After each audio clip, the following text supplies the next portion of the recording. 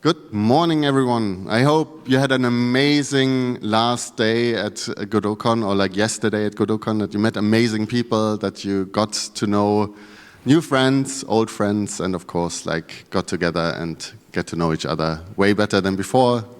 A few cooperations, maybe like cooperations, maybe come from that. And we are really happy to have you here and that you join our publishing panel for Godot, shipping Godot from build to player, or to the player. We have our panelists today at the stage, and I will introduce them in a second. And they are experts in their field in different segments. They have different views of everything and different, like, made different experience. So it's super exciting to see what your views on certain topics are. But I will introduce each and every one with you slowly with a question. But first of all, what is the default platform to ship your game in this year? Well, hi. Should I introduce myself before? Or? Yes, please. I'm Pablo Navarro, and I publish games for Nintendo Switch. So that's my answer. Nintendo Switch is my only target. Hi, I'm not going to get the mic. I'm Joseph Hill. I'm with Zago, and we publish to Apple platforms, so primarily iOS and iPadOS. I'm Dom. I work for Crazy Games. We're a big web portal, so my answer is you publish to the web. Yeah, I'm Paul. I'm at Chasing Carrots. I'm a game designer and programmer, and we publish mostly to Steam, PC, and Linux. And two weeks ago, we also shipped on PS5 and Xbox. So we have basically expertise here from the web to mobile to Steam to console, or like Nintendo in this particular case. You had a great talk yesterday about your your Switch game and like how to basically port a game and release it on Nintendo Switch. So let me ask you, what makes a game console ready? Well, it has to be really polished, bug-free, really appealing, because consoles are not. Every game should be appealing enough for a commercial release on any platform, but sometimes you will be able to find in other platforms that the games are not appealing, not ready for a commercial release, but still I'll release. It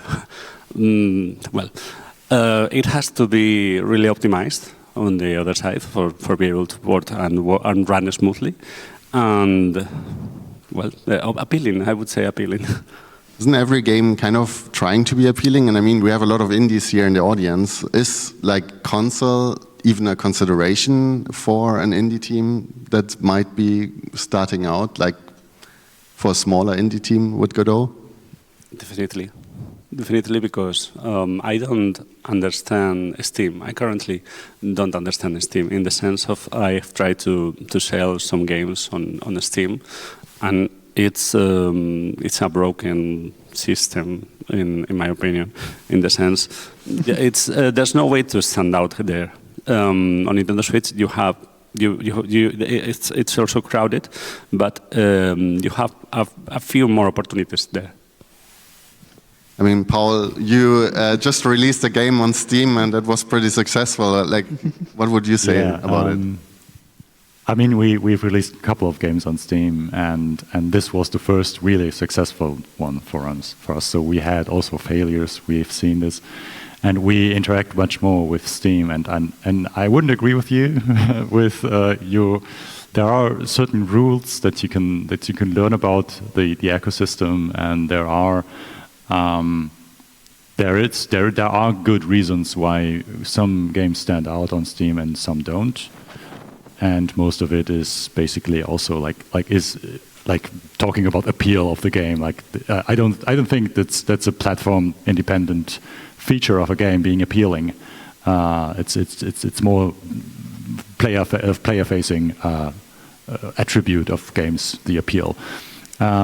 Sure, there are games that fit better on the Switch, for example. For our game, Halls of Torment would make a great fit on the Switch, I think.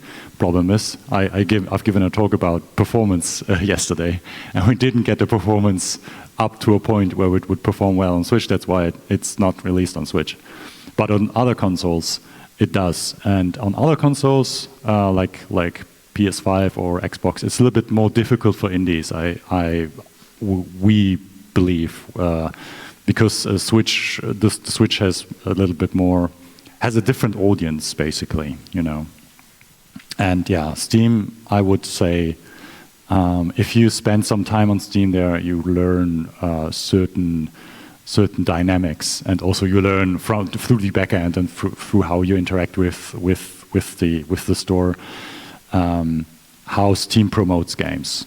And actually, Steam has a way of showing good games to the right audience, and they improve on that as well.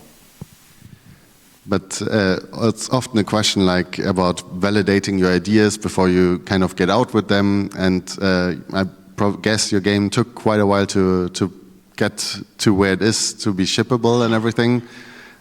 We have like basically, I wouldn't call it opposite, but it's definitely, there is a way to verify ideas to ship fast.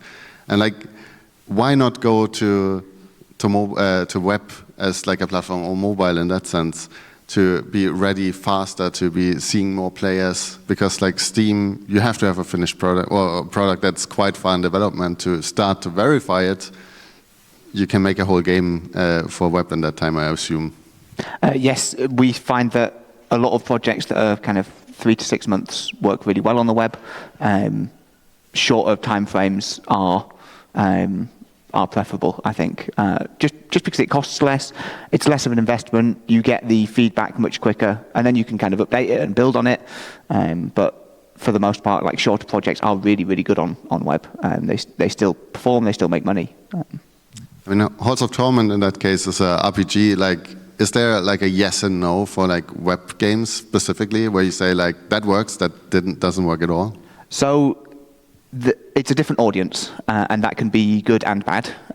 So if you're making games that work really well for the Steam audience, you might find that on the web it doesn't work so well. But equally, games that don't find an audience on Steam can work fantastically on the web. So it's a question of doing your research into the platform and seeing what works and what doesn't. RPGs, the example you gave, RPGs can work well. On web, you want games that keep players coming back and are simple to understand. Those two things kind of in concert make a good web game. How is it with mobile, Joseph? No. Is it similar to the web, or like are we talking more like the Steam Nintendo process? Well, I think it's in a spot in between, right? Because you have an approval process, and so that means you do need to be at some level, but it's a much lower bar than it is for the console, and you can iterate with updates, closer to what you could on Steam or the web. But yeah, I mean, I think the mobile has similar challenges to the web when compared to like Steam, for instance, because you do have to think about what your business model is going to be. Like, Steam is kind of just carries forward the pay upfront model, and web tends to be a little more like ad supported, and it seems like with iOS you have like tons of people, but they're only there to download free stuff, and so you have to think about, well, is it going to be an ad-supported game, or am I going to have a free trial, or like how do I get somebody there and keep them there, and then actually turn around and make money on it? Is there any case for like ad-supported games on like console or Switch? Do you know that if this is a thing? Oh, I don't think so. I don't think there's currently. I don't think there is any space for ads on consoles. I think most players would not look agreeable on that. I mean, it's kind of like more premium driven, definitely. While web and mobile is definitely more on the free-to-play market. But like I know from like my experience that web and mobile is like where you can get tons of players, like way more than you would get maybe on a Steam Next Fest or something like this, but like where it's really hard to get like players to look at your game to validate ideas.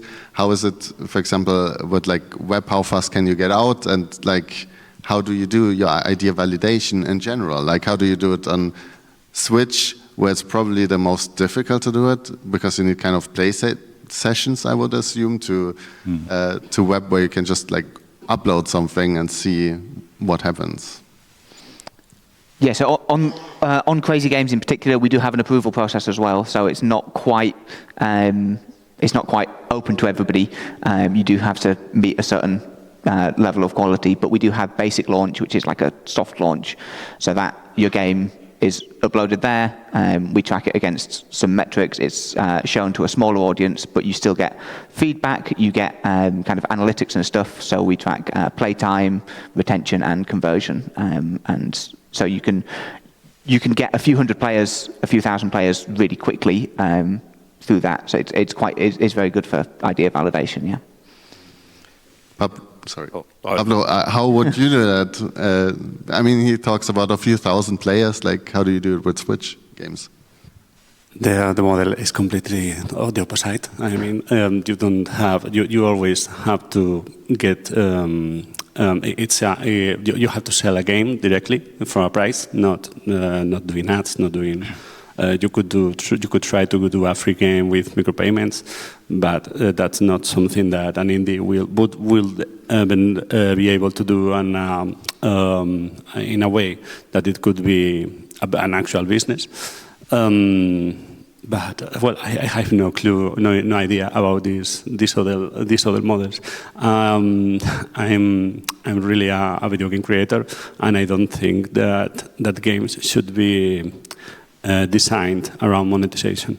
The game should be designed for what you are really want to do, and well, luckily on Switch, this is the only model available for indie developers. You have to put a price to get to the game. You can't have it for free because Nintendo doesn't want you to give away games because they have to sell others. If you give this game for free, they won't buy this another one. And well, I think I don't know about the rest of the things. I got a bit lost about this mention of the process of certification. I can't get into specifics, but on Nintendo, it has to have a quite high quality assurance. Most of the times, you can get away with some things, but usually they require you to give a good build, a good game, and these things. You could see me dying. I was dying to ask you about certification because it's like that, to me, literally, that's like kind of the heart of the question, right? Like with mobile, you can just go straight up, and in Steam, you have the ability to pre-purchase or to get on the wish list, and so like there is a place where you can get users without having a QA team or a full QA cycle. iOS has the same thing with Test Flight, and they also have pre-orders now as well. So, if you're used to getting wish list on Steam, that is a way to pre-promote. But I don't know. So that was kind of what I was wanting to ask you. Is like on the console side, like I don't know how you can get to the volume of people you might need to be able to test and validate your gameplay ideas or how your interactions are going to be, or if it's multiplayer, especially, like have enough people there on day one that you actually deliver the experience you want to deliver. I can't tell about multiplayer games because I don't, and I can't do that. It's a whole another level. How we reach people, basically spamming. That's the way we small publishers can try to reach people, trying to request for reviews to the content creators, to blogs, to anyone that will want to help, any kind of help, even if the most little one is really welcomed. And Well, my answer is I don't have an answer. There's no correct. There's no good way to reach people to reach the audience. The best way is to be a good publisher with a lot of resources and a lot of money to invest 10 times. If your game costs 10 million, spend 100 in marketing, and it will hopefully sell. But I don't know. In my talk yesterday, I said, and I will repeat it, the best marketing strategies are one, the first is the game developer. Well, having a good game, of course. If you don't have a good game, it will be impossible to market it. The second most important is having the game developers talk about it, creating community, spreading the word by themselves, being them the ones requesting those reviews to the content creators instead of the publishers. And the third one is to build a time machine and going back to 2020. It was a good year for a bad year, of course, for COVID, but the best year for selling games because there was a huge demand back then. So just to jump in on this topic, that's something that is a really big benefit of the web because so our basic launch is the kind of soft launch shown to a limited audience. That's still, a couple of hundred, a couple of thousand players. A full launch is 10 times that.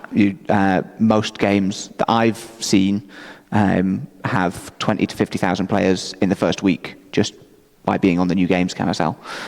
So that's one of the big benefits of web is you get a lot of players very quickly. Are these storefronts, in your opinion, comparable to each other? Or not comparable, does it make sense to launch on several of platforms at the same time in your eyes? Can you do that even with a browser game, for example? I know you did porting. What about your games? Are they just on Switch or do you have a Steam version as well? And what would you consider as other platforms where you can release your game? The most of my games were released on Steam first. And usually, if in Steam worked well, the game sold a few thousand copies, it will perform 5 times better on Switch than on Steam. That's my known ratio. Interesting. No, but it's not always the same. I mean, I've seen games that were released on Steam and didn't sell a copy, or sold 50 copies the first day, and on Switch sold 1,000. The reason, I thought I was thinking the opposite case, but it's not the opposite. It's more like some games really work very well on Steam, and some games work really well on Nintendo Switch. And I have seen some of them that really failed on Steam, but they were good enough. They were really good, but not understood by the community of Steam, or not being able to reach their audience on Steam. I don't know if I have answered your question, but yeah, it was just Paul was definitely having a different experience on that based on your face expression. Yeah, I mean, we didn't release on a Switch, but we were when we released our game on Steam and people played it and it blew up. The first one of the first questions was always when will it arrive at Switch, because obviously it was tailored to the Steam Deck. And the Switch would be the same form factor, would work pretty well. But we didn't see any way how to reach the audience of Switch players or anything. We had no experience there, and the only reason why Switch players would play the game on the Switch is because they know it from Steam. That would be our point of view, and we were kind of stumped how to approach this. Obviously, that problem solved itself when we kind of put our porting for Switch on ice because of technical issues. But other than that, on the other platforms, they saw our game performing well on Steam and then said, "Okay, this is a good fit. We want you on our platform." and this is like they do some sort of promotion there. Also, you get like a certain spot in their front end. Because they trust that when the game performed so well with on PC that console players will also enjoy this. So this is like a little boon that you usually get, but it doesn't guarantee your success on consoles. I think, as I said, consoles is like for us always a second thought, or has been a second thought in previous games because we primarily develop for PC and then move on. Yeah. I think to take a different tack to what you're asking, like one thing you have to think about is what your interaction model is. Aside from the business model, there's like if you have an RTS game and it's keyboard centric, right? Like that's probably not going to translate well to console or to the phone. But but the flip side of that is if you have if you have like Bluetooth controller support, then getting to the consoles and the desktop. I think like web can support Bluetooth controllers, so you could probably hit all of them if it's a controller-centric experience. And then if it's a touch-centric experience, then probably console's not great. It's going to be mobile and web can do touch, but yeah. But would you say that if I develop for mobile, because like it's not too typical, I assume to like integrate controller support into mobile products if you can make mobile first games? If you're doing mobile first and that's what you're focused on, you might choose a different interaction model. So it might be touch first. So a Bluetooth controller could be an afterthought. If you have there are definitely a few approaches to get on-screen controls, we have a nice trick I'll show when I show this go later. But iOS has built-in on-screen Bluetooth controller emulation, like from the operating system. So if you're using that, then if you have a Bluetooth controller paired, then there's no on-screen controls. It just works. And then if you don't have it paired, then it puts the on-screen controllers up. A fair number of games probably have Bluetooth controller support, and you're maybe just not even aware of it. And like I was saying, the web can do the same thing as well. Like if you have set up input maps in Godot for controllers, then if somebody's playing on the web on their PC and they have a controller paired, it's going to work. How about the myth, build once, ship it everywhere? Is that a myth, or is it like something you can actually do? It's something you can do. Different platforms have different challenges. So on the web, the big challenge is build size. So you need to get your build sizes quite small. There are extra steps to do for that. On mobile, it's fairly similar, I'd imagine. On consoles, runtime performance can be a big issue, I think, as you were saying. So there are different challenges everywhere. So yes, technically you can build just straight away for each platform, but in reality, there's probably going to be some platform-specific challenges that you have to face. Pablo, it seems like your strategy is like Steam and then console basically afterwards, and Paul did a similar thing. Do you agree? Or? Well, it's best to release first a game on Steam and then on Nintendo Switch, because you will be able to see if the game, it's really easy to receive feedback from Steam users, and then fix those things in the game and release an improved version on Nintendo Switch. I try sometimes I have released a game in both platforms at the same time, and the thing is that it reduces the wave, the release wave, at least for a small publisher like me, which as I said, my audience reach is really, really small. I would always do that, going for one platform and then for another. About the things that they talked on Nintendo Switch, you can have actually games that can be played with fingers. it's not an issue to do that.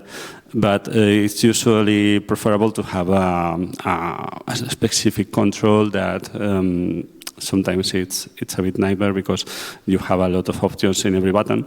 But it can be done, and I have seen many games that can do that. But can't be done for competitive games or action games. And well, I would never do in mobile a game that uses a touchpad. How do you say? A virtual gamepad, basically. Yes, I can't stand arcade games with that.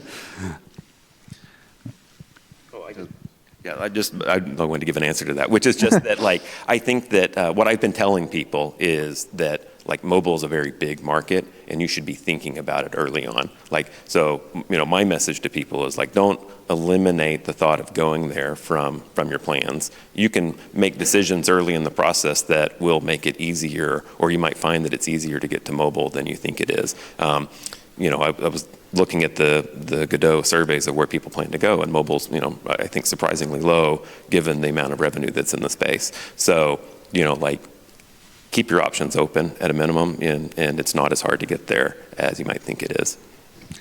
Well, looking at the audience, like in general, the Godot space, there's a lot of smaller indie studios. It's like there are not so many. Well, I don't know of any AAA really company that uses Godot besides DICE with the Battlefield extension maybe for the map making.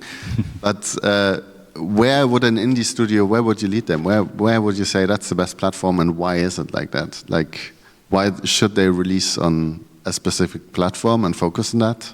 Or should they go more broad? And yeah, is it your platform? Is it like, what do you think, like which platform and why?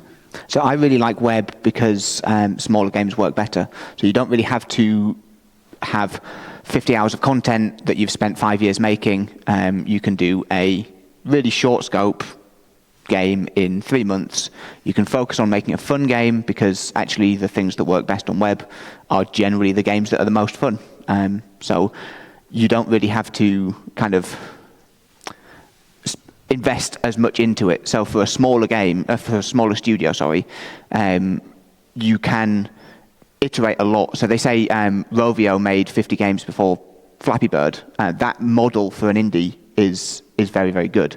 You learn a lot. You kind of get better at releasing things. Your quality increases over time. You get feedback from players. So I think the kind of shorter games, shorter dev cycles, I think that's really, really powerful for indies. Yeah, I would say for us, PC is like the best way to release an indie game first and try it out, because it's your development platform by default. Usually, you develop on a PC, you develop on your target platform basically. So I think it's a good start, and it makes perfect sense to start there. Up until today, I didn't consider like web. But it's actually a good point. Dom and I, we had a short chat before this event, and I realized, maybe we should consider, like, if we want to make a little demo or test or see if a game works with players, maybe we should look into web. But as you said, this is also a different audience. Yep. So you probably don't hit the same ticks that you would hit when you would release a Steam demo or something like that, or do a playtest with PC players. But for us, I think PC is the way to go because it's easier, and PC is a more developer friendly thing. Consoles is, I would say, as you said, they need to be polished. They need to be ready games. They need to pass certification, and so this is like, for me, first polish them on PC when it works there, then move on to, and then look out for other platforms. Do you think about these things when you basically created your Steam game, House of Torment, that you want to port it to like the console later, and like that you talk about controls, player input, gamepad, and these things, or was it like an afterthought for you, and we like, okay, now we try to move it to the consoles? When we started the game, started making the game, we had little time because we were running out of money. So we had to go fast, and we realized, okay, this game is pretty simple, so controller support makes sense because there are a lot of PC players who play on the controller. So this kind of was a given, and also since we have like a small screen. Like a small resolution and everything is visibly very well, it would be a good fit for the Steam Deck. And concurrently, that would also lead us to think, maybe if this blows up, next are consoles. So this was the chain of thinking for us. We also released on mobile, by the way, but it wasn't us who released it. We just asked a contractor or a publishing studio that they ported the game for us, and we just said, okay, here have our code, and please don't bother with us with this anymore because we have no idea about the mobile space.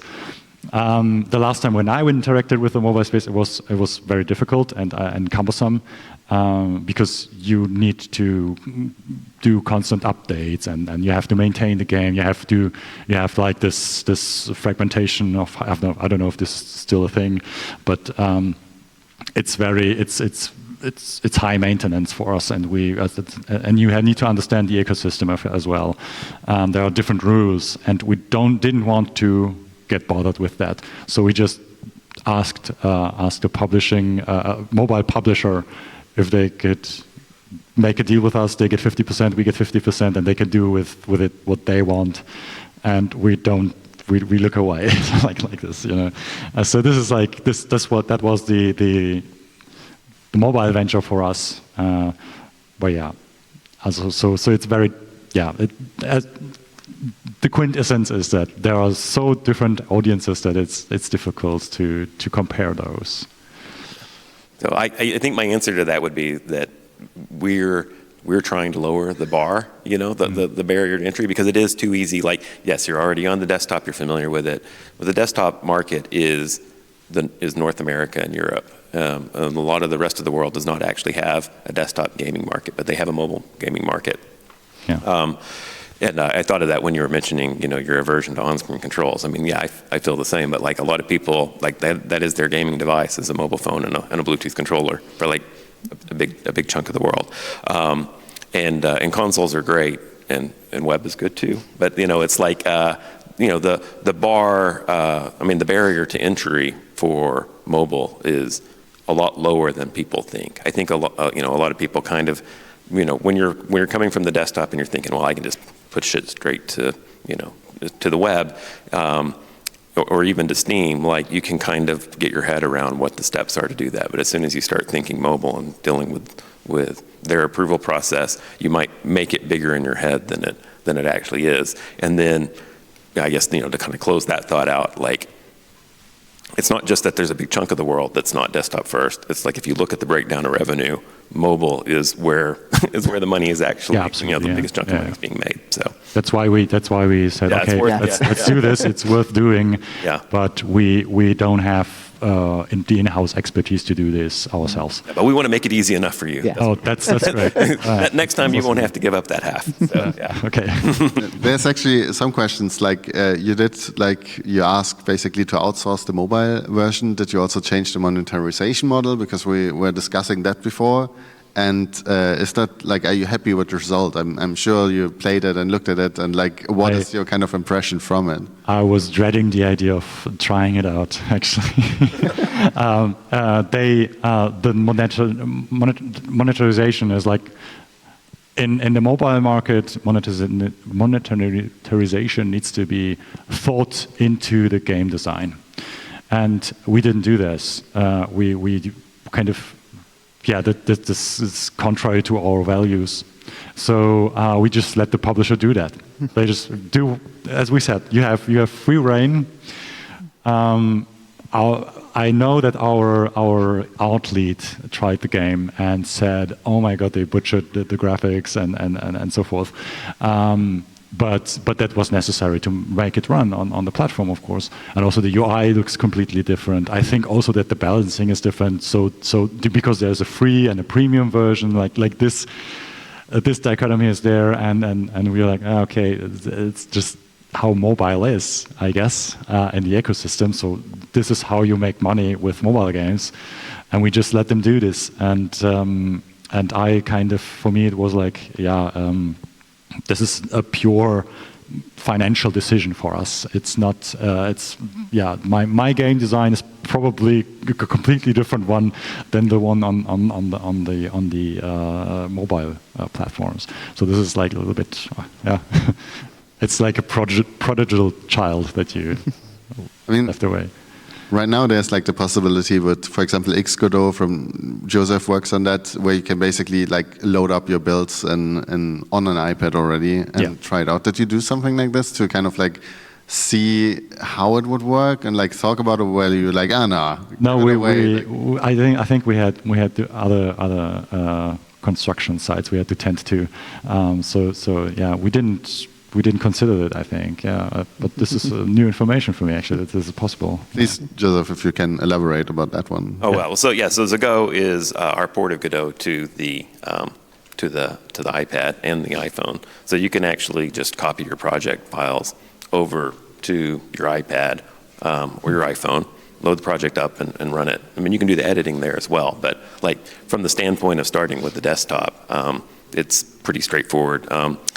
And kind of pre-announcing what I'm announcing at my talk, but what the order doesn't matter, but we do have a Godot extension now in the asset store so that you can just have Zago push straight to the device. So you don't even have to move the project files over, and you can actually remote debug from Godot to iPhone or iPad using Zago. Oh, that's awesome. So you can, and then you can take control of it, and it doesn't have to be the prodigal son. I think I think a lot of people think that, and that's that's a good business for mobile porting houses, and like they can probably make decisions that maximize the revenue.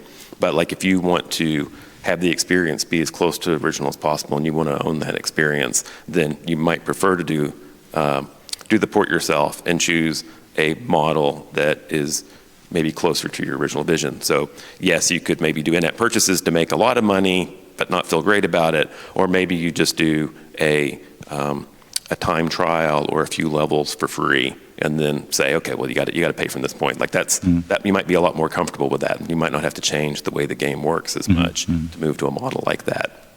Okay, interesting. Yeah. I'm sorry that I took it like before you. No. I didn't know about it myself. I just had to take a moment to think about like what, but it's public. It's out. All right. You can pretend like you're surprised if you come to my talk later. Just real quick, like how long would you say it takes an indie team to make a viable product on like your certain platform, like Steam, web, mobile, like let's say a team of 5, which is probably like the typical Godot kind of team size, like 4 or 5 people. How much work is it to release a viable product that gets your return of investment, like just an estimate? What ballpark are we talking about? So I can take Halls of Torment as an example. We started the game with 2 people actually from the team the first month. Then we had a first playable game, and then we tested it in the office. And one co-worker in the studio who wasn't involved in the game played it, and this 1 month prototype, like he stuck to the screen for 3 hours, and we were like, okay. I think we got something there. So let's add graphics, let's flesh it out. Then we were 3 people for about another 5 months. And then we had a playable demo already with 2 levels, with 3 characters. And everything, the baseline was in place. And then we just published a free demo on Steam and looked what happened without any big marketing stuff or anything. What we did do is like we did send out keys to streamers, because back then survivor likes were like the hype, and streamers were playing it a lot, and so we were like right in the middle of this whole wave. Today you would probably not get such a big response than we did. So the wave is over, so you would have to think of something else. But back then it worked. And we realized, okay, the demo is actually catching up. We got like a couple of hundred reviews within the first week. And we said, okay, cool, let's roll with it, another 3 months. After 3 months, we released it. And then still 3 people only. We released it in early access, and in early access we got our money back within a couple of weeks of investment. The whole, until that point, I think the budget was about, I don't know, 50K, something like that. And we got 70K back within shortly after the release. And then the streamers kicked in, and then it blew up. So there was a lot of luck involved. This is like, you remember survivorship bias. There are like things that always factors. It was a perfect storm. The stars aligned and everything worked out. Today it wouldn't work that way, of course. Also, for example, one thing that we were lucky about is that Diablo 4 was announced, and our goal was to release 2 weeks before Diablo 4, right? We even had a talk. We were in talk with a potential publisher, and they said us, no, don't do this, and your price is too low, and you should sign with us. We bankroll you, and you move the release 6 months later, and you will make much more money with that. And we declined because our mind was set on this planet, and we had no regrets. Right? It worked out because the reasoning was that players who looked forward to Diablo 4 would itch for something until the release, and when we came along with a Diablo-like game that is also a survival-like and very short termed. It would like catch players, and that worked out as well. People mentioned Diablo 4 in our reviews, like every 10th review, better than Diablo 4 or something like that, some ridiculous stuff. Yeah. So how many months then from the beginning to kind of the release, to the full release? The full release. Yeah. It was about a year and a half, more or less. Year and a half, yeah. But with the first validation, basically, after a month internally, yes. and then externally pretty quickly. Always validate your games, always. Yeah. So on web, a team of 5 can probably make a game in a month that brings back the revenue. Obviously, there are challenges with that, but when you've taken a month to make a game, the risk's very low, and you can then do another game the next month, and you start earning money over time, and all of them add together, and you can fund a studio quite happily. So that's if you've got a team of a few people working full time, then a month is a perfectly good estimation for making a game that works on the web. Also pretty interesting for in-between projects, kind of like making a web game for once in a while. How's it with mobile? I don't think I can answer this. I mean, it's how much water is in a bucket. Like, how much, like, what do you want it to be? I think that it is. I think plenty of people do ship a mobile game within a month. Mm-hmm. Probably they're successful money-making ones. But when Miguel and I decided that we were going to do Godot, which is an app, so it's a little bit more than a game. Like, he's like, I think we can probably get something out in 3 or 4 months. And that took about a year and a half. So, it's like, so scope creep happens. So, I wouldn't touch estimating what it takes a team to make a game. Yeah. Pablo, you said your games on Switch, they have to be like good games, or how do you call them? Like they have a certain level of quality. Like, how long to achieve that? Okay, when I say level of quality, I don't mean a huge game, a big game. I mean something that it's not broken, basically. I mean, small indie games, solo developers can actually make a full game for Switch. Don't need to make something extra. A mobile game can be really released on Nintendo Switch with just a few changes and basically complying with Nintendo's guidelines. But, well, to have a return of or an ROI on a video game made for Nintendo Switch, think about Suica. Suica, this game could be done in 2 weeks, and it sold millions of copies at €3 in Japan, and then in the rest of the world. And you could make 1,000 Suicas and not make 1 cent. So I don't have an answer for how much should you need to invest or how much time you need to make a successful game, because the answer is no. You can do 10 huge games and not get the ROI. And well, I wish I had a good answer for that. Before we open the questions to the audience, I would be interesting to see like who's actually working on a game right now for Steam or PC in general. Like, could they raise your hands? There's a lot of hands going up, like if the camera doesn't see it. Who's doing that for web? Oh, there's actually some hands going up. What about mobile? And like same as web about, I would assume, and console. Any console games working on? Okay, there is like a very shy hand coming into the air. I would now open the panel basically for questions from the audience. If anyone wants to know something and ask our panelists something, please raise your hands. And Max comes to you in a second.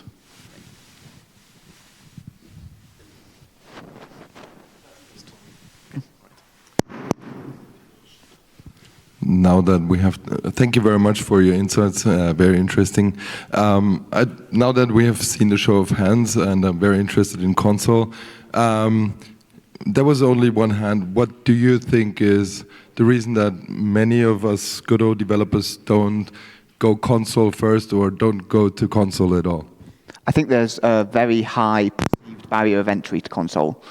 So it can feel like there's just so much you need to do. I need to get in touch with Nintendo, Microsoft, Sony. I think the barrier to entry is quite high there. I think that can probably explain a lot of it. Follow up on that. Do you think this is a perception issue or is it actually that way? I think it's a little bit of both. I have released a game on Xbox.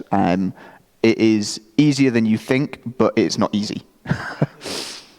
Yeah, I agree on that. Like, we sim shipped on multiple consoles, and it was a rough ride for us because the Godot ecosystem for consoles still has some rough edges, but in the end it turned out well. But it is not like you press a button and then you push it to the console. That's not how it's working, because the hardware is obviously different.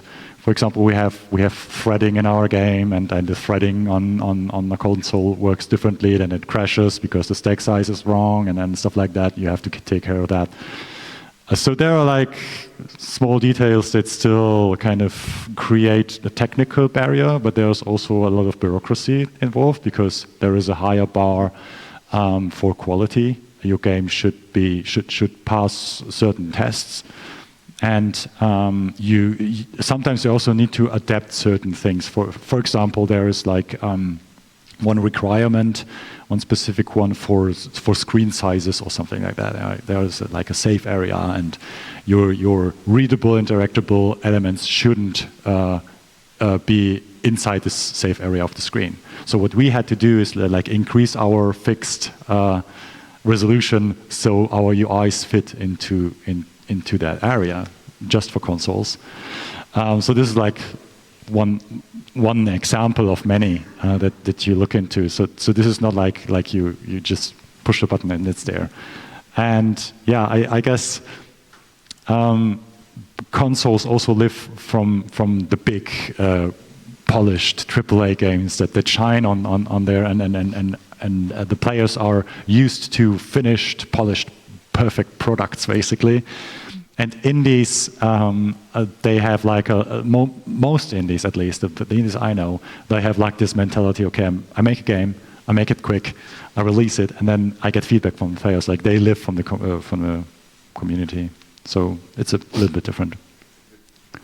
All right, we have time for one more question. Well, should I answer that too? Because being the one doing Switch, I mean, the dev kits are not available for everyone. So you can publish on PC by just paying €99. You can publish on a website just having a FTP. You can do it on iPad, buying an iPad, a retail iPad. But for Nintendo, for publishing on consoles and only consoles, you have even if we have indie programs, you still have to do a whole process of being accepted or going with a publisher or porting, well, a publisher. You will probably need a publisher. That will take a huge cut of, because they will have to work a lot on doing this port, on doing this marketing, doing their services.